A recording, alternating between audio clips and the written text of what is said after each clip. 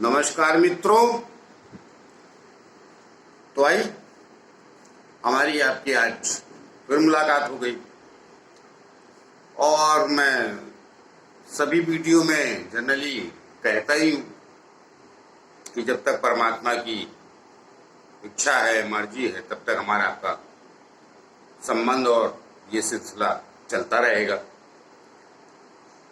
तो आइए आज बात करने वाला हूं मैं आपकी लग्न कुंडली और जो 16 कुंडली और होती है। तो 16 तो नहीं होती, लग्न कुंडली को पकड़ के ही 16 होती, जिसको 16 वर्ग भी कहते हैं, वर्गाध्याय भी कहते हैं। कुल यदि मतलब ये है कि आप और 16 कुंडली अर्थात लग्न प्लस 15, तो जिसको आजकल बड़ी चलन की भाषा में D1 मतलब लग्न चार्ट और D16 के नाम से बुलाया जाता है। बड़ा कंफ्यूजन है भाई लोगों, तो मत रखिए, उसको ही थोड़ा दूर करने के लिए मैं ये वीडियो बना रहा हूं। तो आइए बात आगे करूं, उसके पहले जैसे हर वीडियो में प्रार्थना करना पड़ता है आप लोगों से कि जिन लोगों ने चैनल सब्सक्राइब नहीं किया है कृपया कर लें, उससे हमें बल मिलता है। और लाइक करना, शेयर करना तो आप लोगों के अपने आत्मीयता और प्रेम पे है, जिसे हम सरल भाषा में कई बार श्रद्धा भी कह देते। तो आप लोग देख लीजिए, लेकिन सब्सक्राइब के लिए मैं प्रार्थना अवश्य कर रहा हूँ। प्रार्थना तो मैं लाइक और शेयर के लिए कर रहा हूँ, लेकिन प्रार्थना करने का तो मैं दबाव जो डाल रहा हूं वो सब्सक्राइब करने पर डाल रहा हूं। तो ये बात करते तो देखिए, मैंने यहां खाली लग्न लिखा है और मैंने कुछ लिखा नहीं। तो लग्न जो है, आपकी जो लग्न कुंडली है वो मुख्य आधार है और सर्वे सर्वा है। मुख्य आधार तो छोड़िए, सब कुछ वही है। 16 कुंडली जो है वो जो बनती है उसमें अलग अलग रिश्तों के और कर्म के, देवों के चक्कर होते हैं। वो बहुत बारीक विषय, उसको आप नहीं भी देखेंगे। और मैं बता देता हूं कि जो बहुत चिल्ला रहे हैं कि यहां पर आपका लग्न में ग्रह यहां बैठा है और नवमांश, दशमांश, दृष्टांश, चतुर्थांश, सप्तमांश में ये यहां चला गया है तो इस समस्या से आप गिर जाएंगे, गलत बोल रहे हैं। या बहुत ऊंचाई पहुंच जाएंगे, वो भी गलत बोल रहे हैं। बात देखिए, सीधी सी ये है, मैं आपको एकदम सरल भाषा में बताता हूं। कई चीज होती, विद्वानों ने सबके अलग मतलब निकाले। जब आपको बहुत बारीक अध्ययन करना हो, घंटे का, 2-4 घंटे का निकालना हो, प्रेडिक्शन 1-2 दिन का निकालना हो, तो उसके लिए वो कुंडलियां हैं। अन्यथा मुख्यतः मैं आपको बता देता हूं, वो आपकी कलाएं कितनी आएंगी, आप कितनी चीजों में रुचिकर होंगे, उनके लिए होती है। और आपका ग्रह मुख्य रूप से लग्न कुंडली के आधार पर ही वो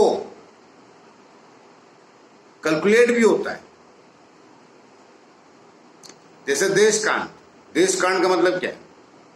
भाद्र पक्ष को दिखाता है।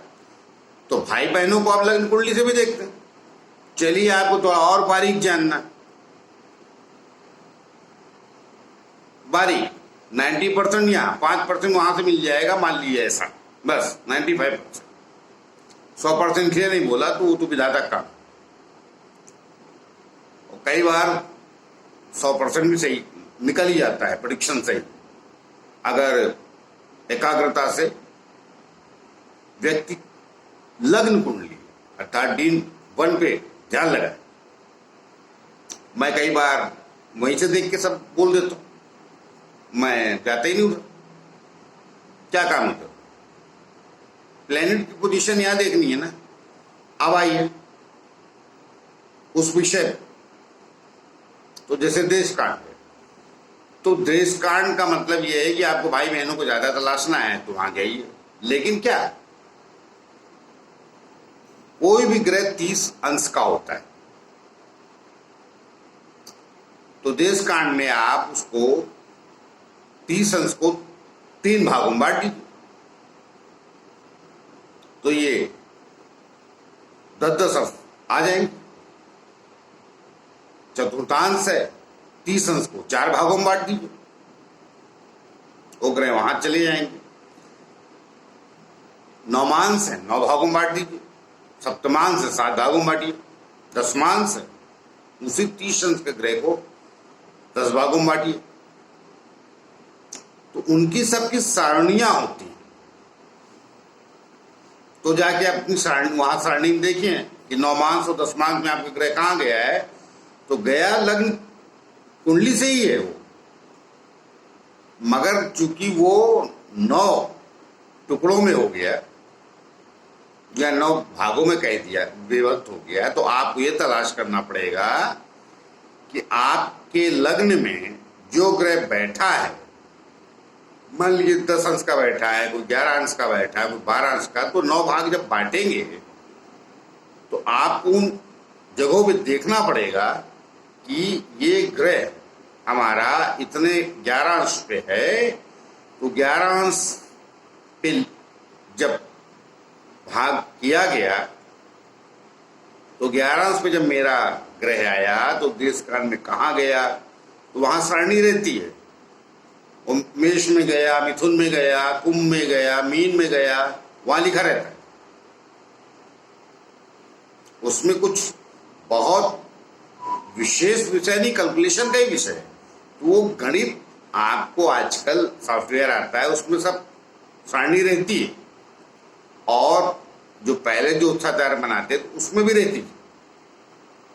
ज्योतिषाचार्यों ने बनाई तभी तो सॉफ्टवेयर में डाला है ना। तो उसमें बहुत ज्यादा चिंतित, तो चिंता मत कीजिए। क्या है कि मैं इसलिए बना रहा हूं वीडियो, कई लोग अक्सर सवाल करते हैं कि जरा नौमांश के बारे में बताइए, दशमांश के बारे में बताइए। क्या बताएं उसमें? जो बताएंगे आपको समझ नहीं आएगा। अब नौमांश में मान लीजिए कोई ग्रह वृश्चिक राशि में बैठा है, लेकिन 13 अंश 20 कला के आगे होना चाहिए और 16 के अंदर, तो ऑटोमेटिक जब 9 का भाग देंगे तो ऑटोमेटिक वो प्लेनेट आपका नौमांश में भी वृश्चिक राशि में चला जाएगा और दशमांश में भी, तो वर्गोत्तम हो जाएगा। लेकिन वर्गोत्तम फिक्स तो यही हुआ ना आपके लग्न चार्ट से कि आपका ग्रह 3 अंशों में बैठा है, तो सारणी है सबकी। अब उसको तो बताना भी इतना मुश्किल है कि कैसे बताएंगे आपको। लेकिन आप जब देखेंगे खुद जाके तो पद्धति बहुत सरल है, लेकिन रटना मुश्किल, और उसको वीडियो में तो कह पाना और मुश्किल। हाँ, एक क्या विषय पूछ ले आदमी, ये कहाँ जाएगा, किधर जाएगा, तो पता चल जाएगा। तो कहने का मेरा तात्पर्य है, मैं अपने व्यूअर्स को सिर्फ इतना समझाना चाहता हूं कि ना कंफ्यूज रहिए, ना दुविधा में रहिए, ना परेशान रहिए। आप अपना दिमाग और बुद्धि और मन सब लग्न चार्ट पे लगाइए। वहां ग्रह कहाँ बैठा है, किसके साथ बैठा है, किस पोजीशन पे बैठा है, वो आपको सब बताएगा। वहीं से सब होगा। अब वो ज्ञान बढ़ाने के लिए आप उधर भी जा सकते हैं, मगर विशेष कुछ मिलेगा नहीं, क्योंकि यहीं से गया है।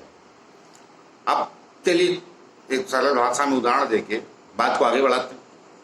देखिए एक पेड़ है, उसका मूल आधार है बीज। चलिए आम का पेड़ समझ लेते ताकि और समझने में आसानी हो जाए। उसका मूल आधार है वो गुठली, उसको आपने बीज बना के बो दिया, उससे पेड़ हो गया। आपको क्या चाहिए? मनुष्य जाति को फल चाहिए। अब लेकिन उस पेड़ में पत्ते भी हैं, छाल भी है, शाखाएं भी हैं, टहनियां भी हैं, दूसरी पेड़। तो ये जो षोडश वर्ग है, आप इसको ऐसा ही मानिए। पूरे पेड़ की आपको व्याख्या करनी है तो आप जाइए गहराई में, लेकिन क्या करेंगे कर बीज समझिए और उसके फल को समझिए। तो आम खाएंगे आप कि पत्ते भी खाएंगे, तो ये हो गया सरल। लेकिन अब चूंकि ये विज्ञान है, गहरा शोध है, तो उसमें कुछ लोगों ने और भी शोध किया, भाई ये पत्ते भी तो हैं, ये किधर से आए। तो ऐसे ही आपके शरीर के 16 विभाग किए गए। क्योंकि आपके बहुत नात रिश्तेदार हैं, देश कान से आपका भाई बहन देखे जाते हैं। नौमांस दसमांस की ज्यादा चर्चा इसलिए होती है कि नौमांस से आपकी पत्नी देखी जाती है और दसमान से आपका कर्म। तो यहाँ पे कर्म है, वहां भी देख लिया, तो क्या कंफर्म है? नहीं नहीं, यहीं से कंफर्म है।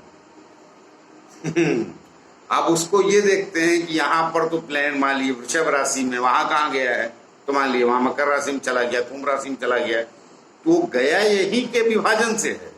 30 अंश का जब विभाजन हुआ तो आपका प्लेनेट यहाँ पर जिस अंश में बैठा है, तो आप वहां तलाश करेंगे कि मेरा प्लेन मीन राशि का है, तो मीन राशि में आप देखेंगे तो वहां आपको आपका प्लेनेट दिखेगा कहाँ गया, कितने अंश पे।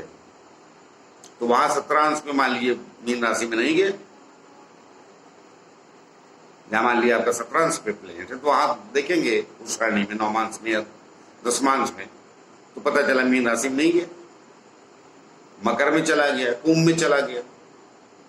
ऐसा तो सारणी रहती। हमने कहा जब इनको भाग, अब जैसे देशकांड है, 10-10 के 3 टुकड़े हो गए, तो वहां 1 5 9 स्टार्ट से देखे जाते हैं कि 5 9 1।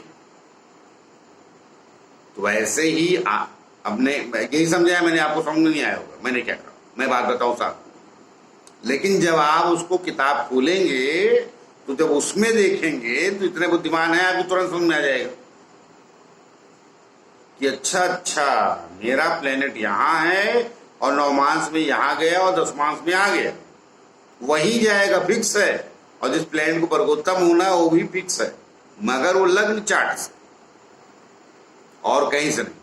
आपकी कुंडली उस अंश पे है तो आपकी कुंडली में वर्गोत्तम अगर वो प्लेनेट है, तो दूसरे की भी कुंडली में अगर उसी अंश पे वो प्लेनेट है तो वर्गोत्तम ही होगा, निश्चित है।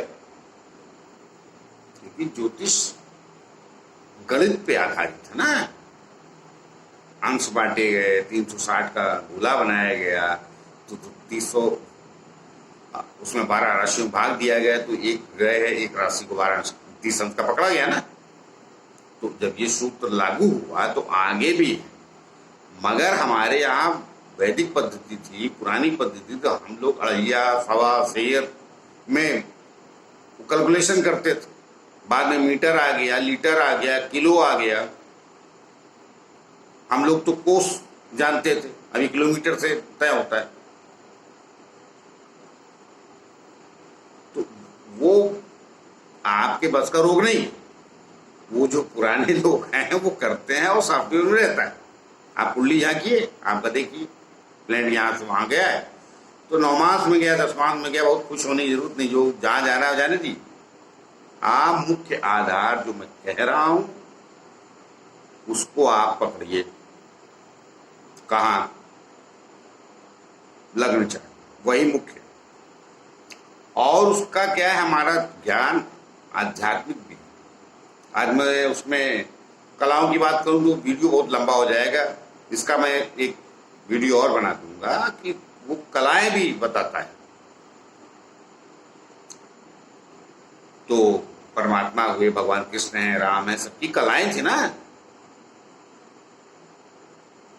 तो उसका आधार आपकी लग्न कुंडली है और आपके ग्रह, कौन सा ग्रह आपको सबसे ज्यादा प्रभावित करता है, उसके आधार पर आप पहचाने और जाने जाते हैं। तो हर प्लेनेट के अपना एक गुण धर्म होता है, वो आपकी लग्न कुंडली में रहता है। तो आप लोग जो है, जो हमें देख रहे हैं, हमें सुन रहे हैं, वो बिल्कुल परेशान मत होइए। आप जितना फोकस अपने लग्न चार्ट पे कर लेंगे, आप उतनी ही सरलता से अपने आप को और अपने कर्मों को, अपने भविष्य को जानेंगे। उधर जाने की कोई विशेष आवश्यकता आपको बिल्कुल नहीं है। मैं इस दुविधा को दूर कर रहा हूं आपसे, कंफ्यूजन को। मत परेशान हो। तो आइए मिलते हैं किसी और नए विषय को लेकर।